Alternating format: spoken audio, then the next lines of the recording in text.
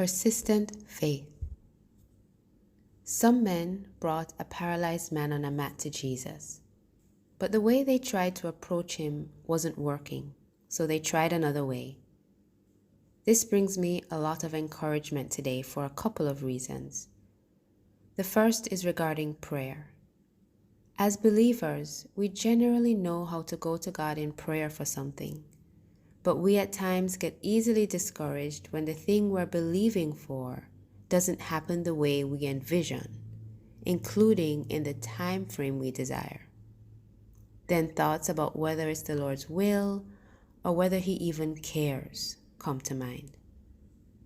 As a teenager, I used to hear people joking about God being busy, sleeping, or on the other line, just overall unavailable and uncaring. In this account, Jesus was there, but the way to Him was blocked. He was busy and physically unavailable.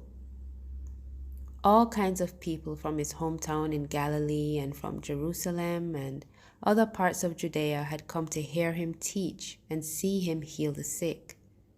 It seemed like a crusade. And this paralyzed man may not have been the only one, and certainly not the only person in need of healing.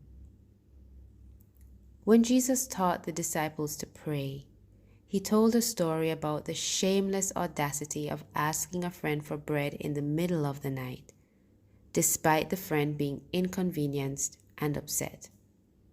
He received the bread, though.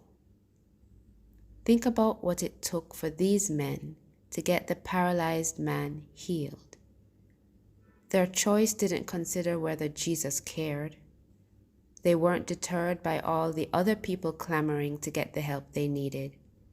They didn't even care about the destruction of private property. They went up on the roof, dug a hole, and lowered the man right in front of Jesus. Now, this kind of persistence for our own needs, I understand. The desperation for God to answer for someone else, though, is part of the beauty of this story. The extent to which they went for this man is more than touching. Jesus saw it as faith and forgave the man of his sins.